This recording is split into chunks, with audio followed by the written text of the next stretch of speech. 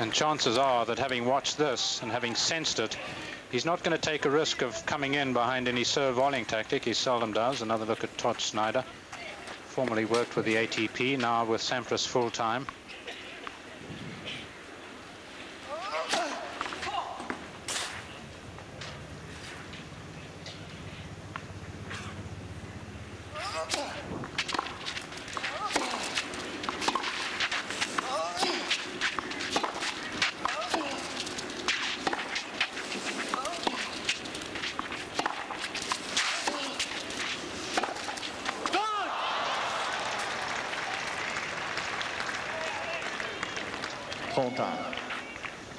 Well, from love 30 to 30 all, he's pretty close to getting an important break back.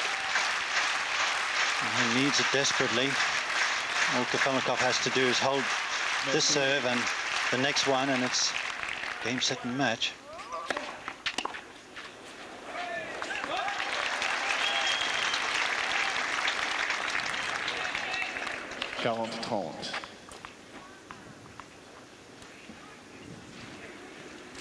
Not a break point yet on the Kafelnikov serve.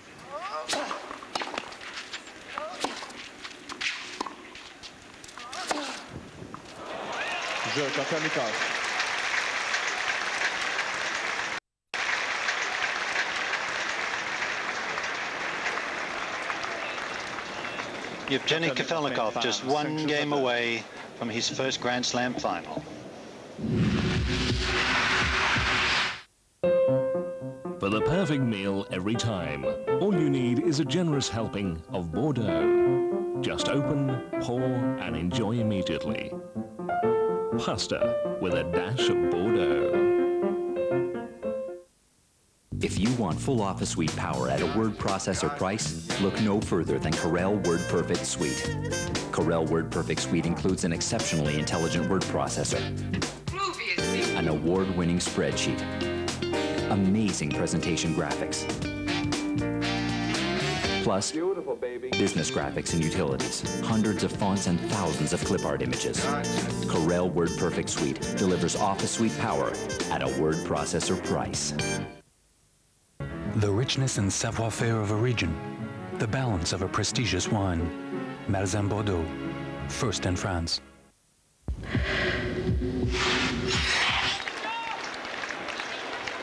He's got it all to do, Pete Sampras.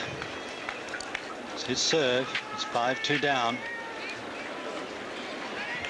He needs not only to hold this serve, he needs to break and then hold his own serve just to get level at 5-all. Not an easy situation for him to be in, and Kafelnikov looking pretty cool, but I'm sure he's burning up inside.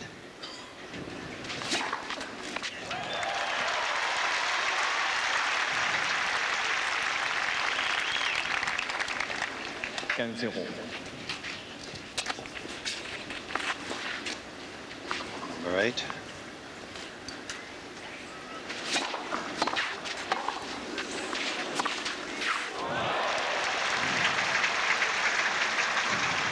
Well, that's the talent this man's got. Look how early it takes this, and the dipping ball. This was always going to be a threat to Sampras, because he was going to have to dig up volleys from his shoelaces, whether it was on the backhand side, more difficult for him, a bit easier on the forehand.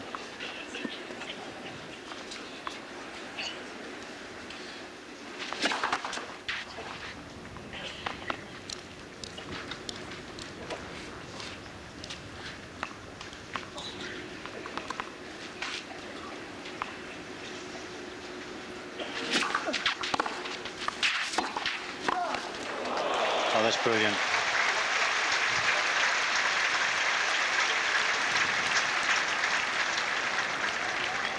Well, this was also going to be another tactic. I found that if Kafelnikov dared to do it, he was going to be in such good shape, because, again, the two-hander Bruno Robert there, the head of the umpires.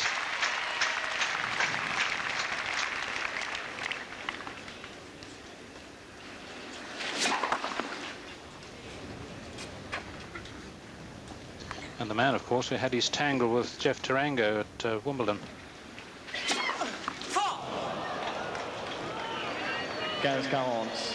With his 9th double fault, hands on a plate. 2 match points to Evgeny Kafelnikov.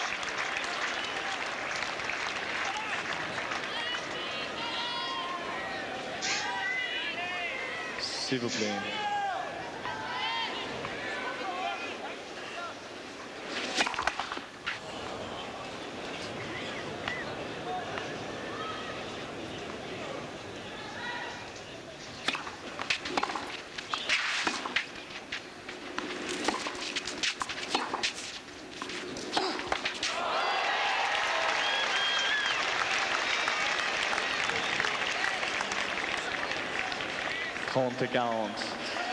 He hasn't missed many forehands.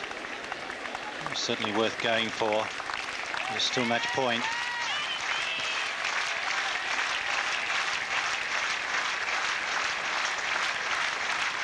Les jeux sont prêts.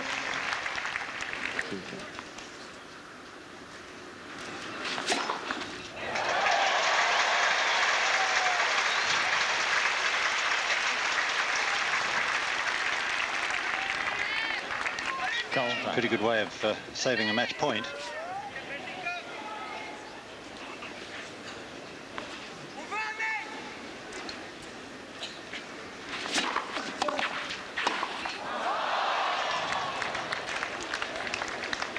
Avantage, kafelnikov. It's another very, very tired backhand volley. Didn't quite get down to it, didn't get through it. Just a little bit too much effort. Match point number 3.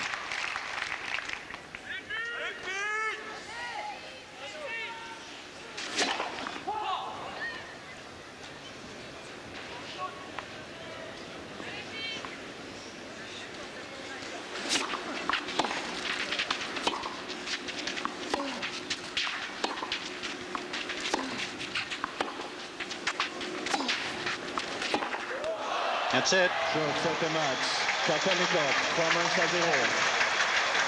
7-6, 6-0, 6-2.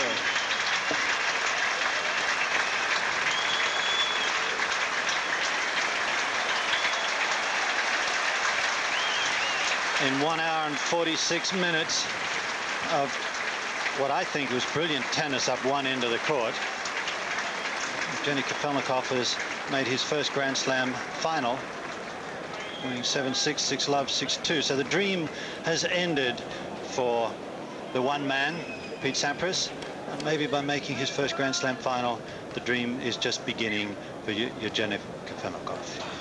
Well, I think there's no doubt, Bob, that this is a man of immense talent, and it's just a shame that he had to win against somebody like Sampras today, who, as you say, was chasing a dream. But let's not despair, because we've got a scintillating final. We've got a Sampras-like player in Michael Stick in the final, and I think it's a wonderful contrast. There's no doubt this crowd's disappointed. He's put up a great show.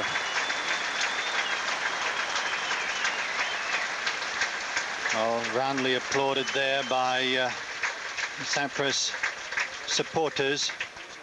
Both players were supported most profusely by their entourage, and it's nice to see everybody being able to acknowledge the good play from not only their own player, but the player that had the victory. Here we see Kafelnikov, the big backhand.